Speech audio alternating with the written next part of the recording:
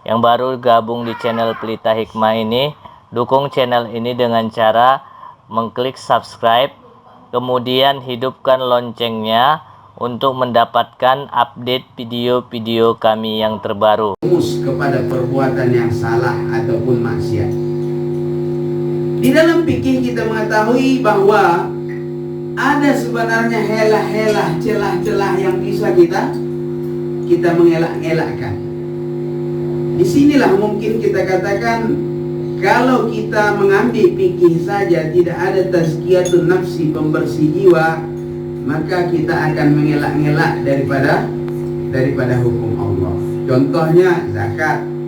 Ketika tiba masa haul dan nisabnya, maka kita mengelak-elak utang sana, utang sini. Sebenarnya apa?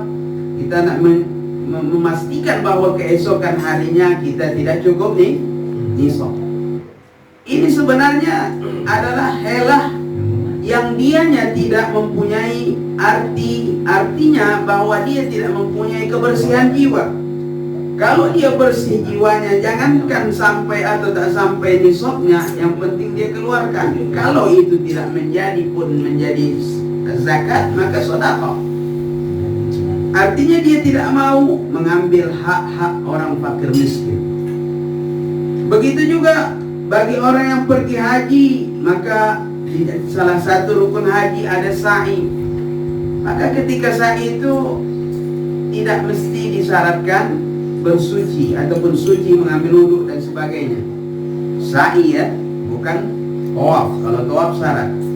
Dan ketika sa'i itu tidak disyaratkan, tidak rukun, maksud saya tidak rukun kita membaca-baca bacaannya. Tetapi yang terpenting di sa'i itu adalah berjalan daripada Safa ke Marwah 7 kali dengan niat tadi.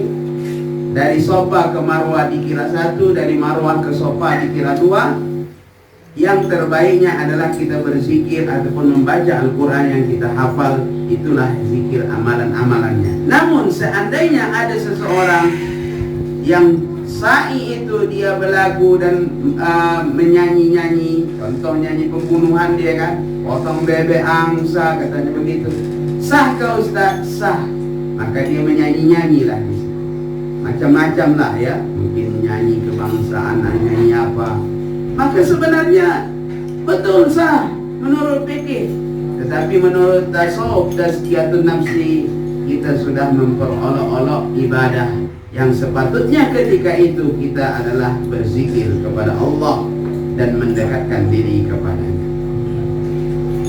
Sambungan kata-kata Imam Maliki, Anas bin Malik tadi, waman tasawwafa wa lam yatafaqqah faqad tafassaq. Sesiapa yang bertasawuf ataupun bertazkiyatun nafsi, belajar bagaimana membersihkan jiwa, berakhlak yang mulia, tetapi dia tidak mau belajar fikih ataupun dia menghilangkan sama sekali dari fikih, maka ini pun kadangkala terjerumus kepada kefasikan, kata Imam Anas bin Malik. Bukan Anas bin Malik ya, Malik bin Anas. Kalau Anas bin Malik sahabat Nabi. Ini kebalikan. Di mana Ustadz letaknya bahwa ketika kita ada belajar tasawuf ataupun pembersih jiwa, kadang-kadang ini yang timbul. Ini yang timbul dari orang-orang yang tidak mau belajar fikih, tetapi dia mendalami hakikat. Dia kata begini. Alah, kamu yang sholat itu tak khusyuk pun. Tak khusyuk pun, saya tahu khusyuk itu begini ciri-cirinya. Ketika udah panjang lebar dia hebat bapak ini bercerita tentang jiwa dan khusyuk, bagaimana roh itu bersih dan bersih-bersihnya. Aku karena tidak sempatnya melaksanakan sholat. Berarti bapak ini tak sholat. Maka dia sudah tinggi hakikat dan sebagainya. Tapi rupanya dia tak sholat. Kalau aku sempat sholat. Nah ini yang kadang-kadang pula jatuh kepada dukun jadinya. Harap hati ingin membersihkan jiwa. Ini bukan salah tasawuf, hati apa tadi, tarikat dan sebagainya. Tapi yang saya maksudkan tadi, yang memilah-milah, yang memisah-misah, ini yang salah. Maka apabila itu, maka dia katakan inti daripada sholat itu adalah untuk mengingat Allah. Aqimis sholata li dzikri. Dirikanlah sholat untuk mengingatku, kata Allah. Jadi kalau sudah ingat, habislah, sudah tak perlu lagi sholat. Bahkan ada kata-kata yang boleh merusak imannya. Dia bilang, saya ketika saya di dalam WC, Malaysia bilang tandas, di dalam WC pun saya sholat. Ini bermasalah. Masalah bahkan bisa merusak iman. Kata-katanya cukup tinggi, hakikat dan sebagainya yang kita tak mampu untuk menerawang apa yang dimaksudkan.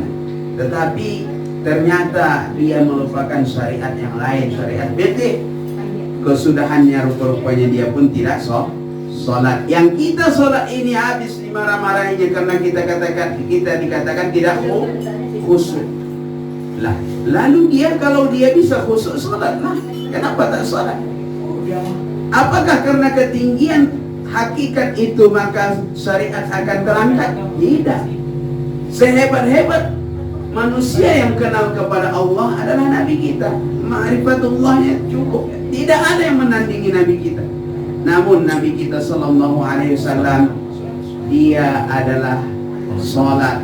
Bahkan sholat baginda tidak dapat ditiru oleh para sahabat, sehingga kaki Nabi pecah. Inilah yang kita katakan tadi, mesti kita pelajari semua. Sambungan kata-kata Imam Maliki lagi, wa man jama'a bainahuma faqad tahaqqaq. Barang siapa yang menghimpun kedua-duanya, ilmu fikih dan ilmu tasawuf, tazkiyatun nafsi, maka dianyalah yang sampai kepada kebenaran. Tahaqqaq, dialah yang benar, yang betul. Kemudian kita katakan bahwa ilmu fikih itu mengajari kita bagaimana cara kita untuk beribadah kepada Allah dan bagaimana cara kita untuk bermuamalah kepada sesama kita dari sudut zahir. Kemudian ilmu tasawuf atau tazkiyatun nafsi atau akhlak membimbing kita bagaimana hati kita supaya betul-betul ikhlas kepada Allah, bersih sebersih-bersihnya, tulen setulen-tulennya untuk ibadah kepada Allah, pembersihan jiwa dan hati daripada sifat-sifat mazmumah. Maka ketika itu ilmu tauhid ataupun akidah adalah memperkenalkan kita kepada yang kita sembah. Ilmu fikih kita diajari untuk menyembah Allah dari sudut zahir. Ilmu tasawuf kita diajari untuk membersihkan jiwa sehingga penyembahan kita itu tulen dan bersih. Namun siapa yang kita sembah, maka inilah fungsinya ilmu tauhid ataupun iman ataupun akidah. Penting tak Ustaz? Penting sangat. Kita sampai bungkuk-bungkuk menyembah Allah, tapi ketika ditanya siapa Allah itu, siapa Tuhan itu, maka kita tak kenal, tak tahu aku Ustaz. Begitulah dari dulu orang tua aku mengatakan Allah. Ibu yang ibu sembah tulisan Allah tuh kah? Entah pula. Tulisan Allah itu kan, entah pula. Kalau tulisan itu bukan Allah itu. Maka pentingnya ilmu tauhid ini di situ. Tak tahulah ke depan apakah kita akan bahaskan tauhid atau bagaimana, kita tengok nanti. Oke. Sedikit saya menyentuh kepada ma'rifatullah ataupun mengenal Allah ini. Di dalam Al-Quran disebutkan wa ma khalaqtul jinna wal insa illa liya'budun. Tidak kuciptakan jin dan manusia, kata Allah, melainkan untuk mengabdi dan menyembah. Tapi ketika kita bolak-balik tafsir, apakah itu tafsir Ibnu Katsir, tafsir Qurtubi ataupun tafsir Tabari, tafsir-tafsir yang masyhur, maka kita lihat di situ ditafsirkan liya'rifuni, untuk mengenaliku. Kadang-kadang ditafsirkan liwahiduni, untuk supaya jin dan manusia itu mentauhidkan. Artinya apa?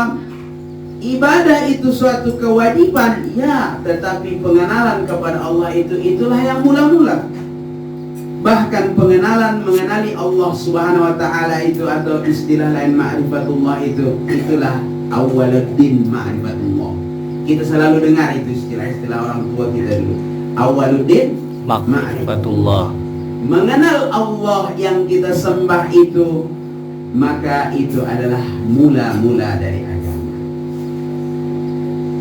Ustaz, macam mana kita mengenal Allah, Ustaz? Maka di sini saya ajak bercerita sebentar. Ketika dikatakan ada seseorang yang tak mengenali omaknya, bukan tak mengenali, mengingkari kewujudan omaknya. Ini selain Nabi Adam, ya. Maka kita katakan, gila budak ni dah. Diingkarinya kewujudan omaknya. Omaknya yang melahirkan dia ingkari. Dah yang dari bayi tabung ni pula, Ustaz. Tak tahu ada yang berhasil dari bayi tabung tu. Saya pun tak tahu analisisnya macam mana. Maka kita katakan, gila budak ni, Ustaz, anak ni. Tak dikonal, bukan tak dikonal lain, tak dikonal. Kita katakan gila dia karena diingkar atas kewujudan omak. Ada pula di bawahnya itu, tak kenal aku. Padahal dia sudah bosan, dan di depan dia omaknya tak kenal aku. Maka kita bilang, bodoh lah ini. Inilah sebodoh-bodoh manusia. Tak kenal dia semua. Tadi kita katakan gila, tak punya akal. Ini kita katakan bodoh, ada akalnya tetapi tak jalan. Dia bukan engkar kepada wujudan omaknya, tapi dia tak kenal. Bagaimana tak kenal? Mungkin kalau dikatakan sudah meninggal sejak kecil, tak apa. Tapi ini masih ada bersama dia katakan tak kenal sama omak. Kenapa sampai begitu, Ustaz? Kita katakan seseorang yang mengingkari kewujudan omaknya kita katakan gila. Seseorang yang tak kenal kepada omaknya kita katakan dia bodoh, tolol dan sebagainya. Sebenarnya bagaimana fungsi dari omak itu? Maka kita katakan omak yang melahirkan kita, Ustaz. Omak kita lah yang mengandung kita 9 bulan. Omak kita lah yang memandikan, membesarkan, mengasuh dan mengasuh sebagainya. Maka kita katakan betul.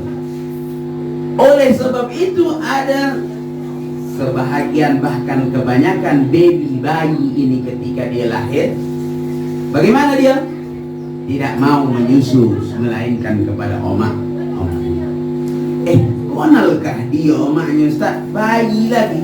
Kita buat begini ke matanya pun tak berkidup. Ada sebagian bayi. Salah satunya diceritakan dalam Al-Quran. Siapa?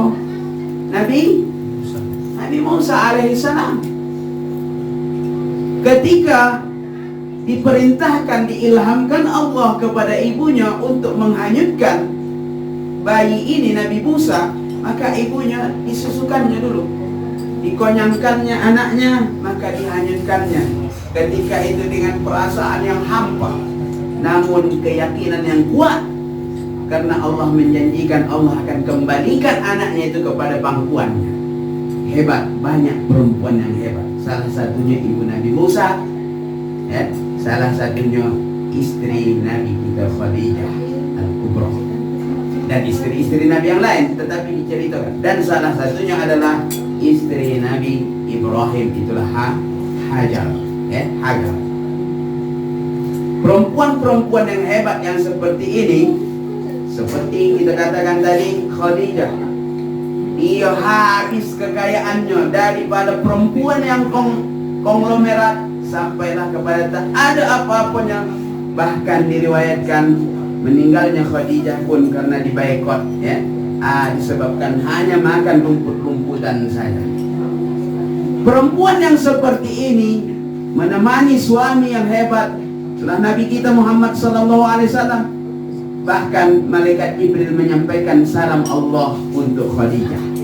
Kehebatan Khadijah itu kurasa tanpa perjuangan Khadijah, maka kita mungkin tak dapat Islam, tak dapat menganut Islam. Begitu juga istri Nabi kita, Nabi Ibrahim alaihissalam. Ketika perintah Allah untuk mengasingkan istri Nabi kita, itulah Nabi Hajar, dan juga bebinya Ismail, untuk mengasingkan, itulah di tempat ghairu dhi zar'in, tidak tumbuh satu tumbuhan pun, tempat yang gersang, itulah di Mekah. Maka ketika itu dia terima apa ketentuan Allah. Yang paling hebatnya, ketika itu Nabi Ibrahim sampai ke Mekah, kemudian Allah perintahkan dia balik lagi ke Palestina. Maka ketika itu seorang perempuan yang saleh ini tadi, Hajar, dengan bebinya, tidak macam kita, mak jam yang jam labang jam, tak begitu dia. Nabi Ibrahim ini perintah, maka Nabi Ibrahim menoleh dan menoleh, walaupun dengan rasa kasihan kepada sang istri dan anak yang tercinta. Maka dia pun berpaling hendak menuju ke Palestina. Apa yang ditanyakan oleh Hajar ketika itu? Allahu amara kadzalik. Allahkah yang menyuruh abang pergi ke sana lagi? Tunduk menunduk Sayyidina Ibrahim, yo, itulah maksudnya. Maka ketika itu jawaban Hajar, kalau Allah menyuruh, pergilah bang, kami tidak disia-siakan. Padahal air tak ada, tapi dengan keimanan bahwa Allah, kalau Allah yang menyuruh, pergilah, kami tidak akan disia-siakan. Tak ada rumah, tak apa, tak ada air, tak apa. Maka ketika itu apa yang terjadi? Pertolongan Allah cukup hebat. Bahkan air memancar, ya, dengan akhirnya orang pun mau duduk di Mekah itu karena adanya sumber air. Itulah air Zam-Zam. Ringkas cerita.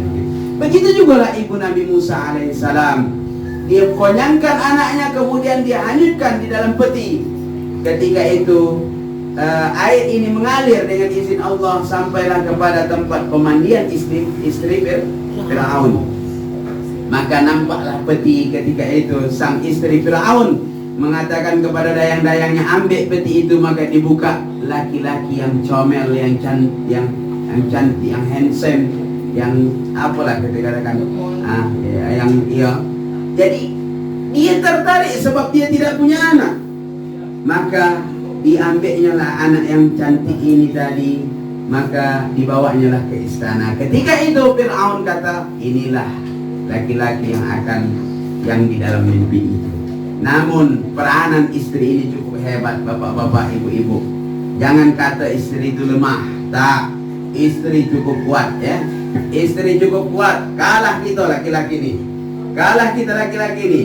Maka dengan rayu dan ini dia, akhirnya Fir'aun yang mengaku bukan sang raja tetapi Tuhan, kalah dibuatnya sujud hatinya menerima baby ini sebagai anak angkat. Bapak-bapak, ibu-ibu, hadirin hadirat rahimakumullah. Kita lanjutkan bahwa ringkas cerita, istri Fir'aun pun sampainya di istana. Nabi Musa alaihissalam menangis dan menangis. Intinya bahwa bayi ini adalah kehausan. Maka ada oma-oma yang ada di istana itu disuruhlah menyusukan. Namun Nabi Musa alaihissalam tak mau. Sebanyak dayang-dayang ibu-ibu yang ada di istana Fir'aun ketika itu, Nabi Musa tidak mau untuk menyusu kepada semua dayang-dayang dan semua ibu-ibu yang ada di istana. Akhirnya menyusuplah ke dalam istana itu kakak Nabi Musa, kakaknya yang perempuan. Maka dibilangnya, aku bisa memberitahu kepada kamu siapa yang bisa menyusukan anak ini. Maka Fir'aun ketika itu mengatakan, betul. Kalau tak betul, awas, dibunuh. Itulah hukumannya. Maka ketika itu Nabi Musa dibawalah ke tempat yang dikatakan kakak Nabi Musa itu. Ternyata adalah ibundanya sendiri. Maka ketika dokat saja kepada omaknya, maka terus dilahapnya susu omaknya sepuas-puasnya. Inilah yang kita katakan bahwa anak-anak pun, baby yang tak tahu apa-apa tapi konal kepada omak. Lalu Ustaz, membuat dia begitu, Ustaz? Anak-anak ini konal kepada omaknya. Ya, tadi kita katakan jasa dan peranan omak itu, kedekatan dia kepada omak kemana-mana sejak dia sudah dinyatakan hamil, mengandung, maka kemana-mana dibawa anak ini. Ya, enggak ke manapun dibawa, tambah membesar. Ada seorang ibu ditinggalkan anaknya? Tak ada. Tinggal kau dulu di sini, wah kena pergi. Tak ada. Dalam perut, macam mana dia tinggalkannya? Dibawalah, digendonglah begitu sebesar-besarnya, seborak-boraknya dibawa. Oh Ustaz, gara-gara itu? Iya, sebab peranan omak itu dan kedekatan anak itu, apa yang dengan istilah kita sudah menjadi fitrah ataupun naluri, bahwa seorang anak akan kenal kepada omaknya. Fitrah, naluri, sudah macam begitu dicetak. Sudah begitulah dicetak kedekatan anak kepada sang omak. Ternyata kalau kita kaji-kaji, apakah omak itu dapat berbuat semaunya dengan anak? Semuanya? Tidak, Ustaz. Memang betul kasih sayang tuh omak, betul. Tapi umpamanya kalau anak itu sakit, maka omak berusaha mengobati, betul. Tetapi sehat, ternyata kadang sehat, kadang tidak. Ada seorang omak mau anaknya sakit, tidak, tapi ternyata sakit. Kalau begitu, terbatas tak kemampuan omak? Terbatas. Kemudian kita katakan seorang omak akan dia inginkan anaknya handsome, cantik, hidung mancung dan sebagainya. Tetapi ternyata ketika lahir hidung pesek.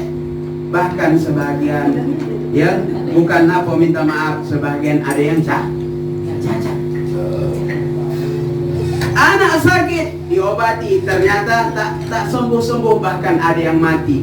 Maka ada tak seorang omak ingin anaknya mati? Tak ada, tetapi begitulah.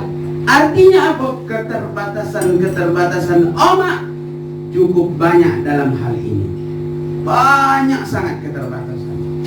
Betul kasih sayang? Betul. Betul kedekatan? Betul. Tetapi keterbatasan itu cukup panjang dan cukup panjang.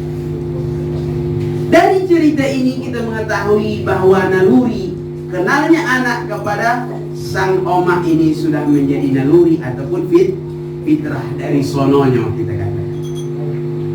Lalu kalau sang omak ini banyak keterbatasan, sang anak ini sudah menjadi dicap ataupun dicetak kenal kepada omak, maka kita katakan, bagaimana Ustaz dengan Allah yang mencipta kita? Ada tak terbatas Allah? Tak ada. Ada tak keterbatasan Allah, kemampuan dia? Tak ada. Lebih kasihkah sang omak kepada anak daripada Allah? Tidak. Allah lebih kasihnya kepada kita hambanya ini daripada kasih seorang omak kepada anak. Lalu kenapa kita tak kenal dia, Ustaz? Padahal kita tidak ada daya dan upaya, tak ada apa-apa kita. Semua bergantung Allahus Samad, Allah dan tempat kita bergantung. Namun kita tak kenal Tuhan kita. Bagaimana ini Ustaz? Kenapa anak-anak ini ada naluri dan fitrahnya, kita pula tak ada fitrahnya? Tunggu dulu. Bukan kita tak ada fitrah, bapak-bapak, ibu-ibu. Justru kita pun ada fitrah mengenal Allah Subhanahu wa ta'ala. Namun fitrah itu ditutupi oleh karat-karat tadi, oleh dosa-dosa. Kita kenal sekeliling kita, kenal Pak Guru, kenal adik-beradik kita, kenal semua, bahkan kita mengetahui yang. Tapi ketika disebut nama Allah, kita tak ada rasa. Padahal kalau disebut nama Allah itu terasa getar, terasa ini. Itulah ketika kita disebut nama ibu kita yang sudah umpamanya 10 tahun yang lalu meninggal, maka kita akan merasa dekat. Tetapi dengan Allah Subhanahu wa ta'ala kita tak merasa, Ustaz. Oh, kalau begitu ada something, ada yang rusak. Bukan itu maksud saya, itu bukan ibu-ibu, bapak-bapak, saya. Maka oleh sebab itu naluri kita untuk mengenali Allah itu, fitrah kita untuk mengenali Allah itu ada, bahkan lebih kuat daripada naluri seorang anak mengenali ibunya. Di mana itu, Ustaz?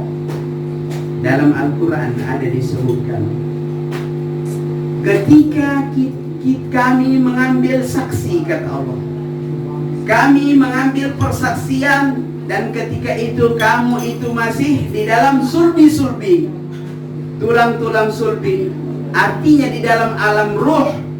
Ketika itu kami mengambil persaksian, kata Allah, alastu bi rabbikum, mahukah kamu mengakui bukankah aku Tuhan kamu? Maka ketika itu kita serentak menjawab, qalu bala syahidna. Tentu saja ya Allah, kami mengakui, kami menyaksikan betul dan benar Engkaulah Tuhan kami.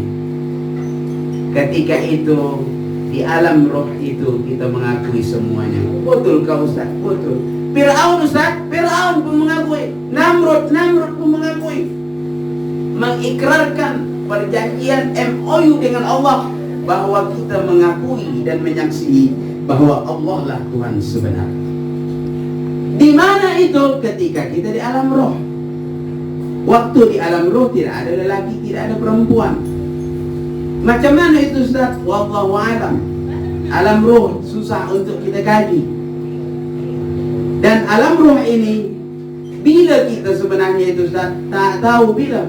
Ustaz, saya lahir tahun 73. Saya lahir tahun 90. Saya lahir Ustaz tahun 80, tahun begini. Itu lahir jasad. Manakala lahirnya roh kita tidak tahu. Ustaz, tapi diceritakan dalam hadis bahwa ketika janin itu 40 hari maka dia menjadi segumpal darah, 40 hari lagi 40 hari menjadi segumpal mani, 40 hari menjadi segumpal darah, 40 hari menjadi daging yang sudah berbentuk. Dan ketika itulah Allah tiupkan roh. Ada tak di situ disebut roh itu kapan? Kapan dia dicipta? Tak ada. Yang disebutkan bertemunya roh ke dalam jasad itu ketika janin itu lengkap 100 berapa hari? 20 hari, 4 kali 3. Tidak ada disebutkan bahwa ketika roh dicipta bila, tak ada. Artinya tanggal lahir kita itu tanggal lahir jasad kita sebenarnya, bukan tanggal lahir roh kita. Maka perjanjian ini kepada Allah, inilah sebenarnya naluri kita ataupun fitrah kita. Bahkan dikatakan dalam hadis, kullu mauludin yuladu ala fitratil Islam illa anna abawahu yumajjisanihi au yunassiranihi au yumajjisanihi. Tiap-tiap yang terlahir akan terlahir di dalam konsep Islam. Fitrahnya adalah fitrah Islam. Kenal kepada Allah siapapun dia. Lahir dari orang Muslim kah dia, lahir dari orang Hindu kah dia, lahir dari orang Kristen kah dia, dia sebenarnya membawa konsep-konsep Islam. Dia kenal Tuhannya, dia bersih sebersih-bersihnya. Tetapi sambungan hadis ini, melainkan kedua orang tuanya lah yang merubah bentuknya. Kadang-kadang dirubah menjadi Nasrani ataupun Kristen, kadang-kadang dirubah menjadi Yahudi, kadang-kadang dirubah menjadi Majusi ataupun paham-paham yang ada sekarang. Orang yang dekat dengan dia itulah orang tuanya, ataupun orang yang di sekelilingnya mungkin tak ada orang tuanya, yang ada atuk neneknya, yang ada pakcik makciknya. Orang inilah yang berperanan untuk mengembalikan fitrah itu atau sebaliknya merubah fitrah tersebut. Lalu Ustaz, kalau macam itu Ustaz, kita konsepnya di dalam Islam bahwa anak kecil itu adalah suci dan bersih sebersihnya. Jadi dari ini kita ketahui bahwa sebenarnya kita pun mempunyai fitrah ataupun naluri yang sama seperti bayi ataupun baby mengenal omaknya. Maka begitu jugalah kita dapat mengenal Allah. Kita sebenarnya Allah dah bagi konsep, atau dengan istilah lain ada chip ataupun install. Kalau ada di komputer kita dah diinstall. Tapi kenapa install itu tak muncul Ustaz? Maka ada passwordnya, ada ininya, kata sandinya. Ini semua sebenarnya adalah yang kadangkala bahwa kita ini sebenarnya kotor diri kita, termasuklah yang berbicara ini, sehingga tak muncul, tak keluar dari naluri yang bersih itu ataupun fitrah yang bersih itu. Jadi oleh sebab itu, insya Allah yang akan datang kita akan sambung bagaimana sebenarnya untuk mengembalikan fitrah itu dan apa sebenarnya yang dibekalkan Allah kepada kita. Jadi kali ini saya buat ataupun tiga pembahasan tadi tentang akidah ataupun tauhid. Ini kita sambung dengan fiqh sedikit. Karena sudah dekat kita kepada puasa, alangkah eloknya kita membahaskan puasa. Begitu juga kita singgung sedikit tentang sholat. Orang yang meninggalkan puasa ataupun sholat, kewajiban yang sudah pasti, yang semua orang mengenalinya, tahu, sehingga anak-anak pun kita katakan puasa itu apa hukumnya nak? Wajib. Sholat itu apa hukumnya nak? Wajib. Dia pun tahu. Hal ini hal yang sudah doruri, yang sudah pasti, yang sudah dikenali. Maka ketika seseorang meninggalkan hal yang sudah wajib tanpa ada keuzuran, tanpa ada halangan dan sebagainya, maka ada dua perkara dalam hal ini. Hukum yang pertama, kita tanya dia, kenapa kamu tinggalkan sholat? Kenapa kamu tak puasa? Macam-macam alasannya. Ketika kita tanya, bukankah ini suatu kewajiban yang Allah telah tetapkan? Anak-anak pun tahu. Maka dia katakan, betul, saya tahu itu kewajiban yang Allah tetapkan, wajib sebenarnya. Tetapi ujung-ujungnya ternyata alasannya malas. Saya mengakui ini wajib, saya mengetahui ini wajib, tetapi itulah kelemahan saya malas, saya tak dapat membuat. Orang yang seperti ini masih ringan, dikira fasik, dosa besar, dikira fasik, meninggalkan puasa dan dia mengakui, bukan mengingkari, mengakui puasa itu wajib bagi dia. Meninggalkan sholat dan dia mengakui sholat itu wajib bagi dia. Meninggalkan menutup aurat dan dia mengakui menutup aurat itu wajib baginya. Maka orang yang seperti ini dikira dengan fasik, dosa besar. Artinya mesti dia taubatan nasuha, banyak beristighfar, sambillah dia menyesali dan sebagainya. Tapi ada kelompok yang kedua, ketika kita tanya, berputar-putar dia menjawab, bukankah kamu Islam? Betul. Bukan KTP saya Islam. Bukankah ada dalam Al-Quran disebutkan begini wajib sholat? Dia kata tak, itu untuk kamu yang bertudung, yang berlobe, yang berpeci, yang pakai baju koko, itu untuk kamu. Tapi bapak kan Muslim, iya, tapi yang kamu saja itu yang wajib sholat, sama saya tidak. Begitu pak, tapi bapak Muslim, iya, sama saya tidak. Berarti bapak engkar terhadap itu? Iya, sama saya engkar itu.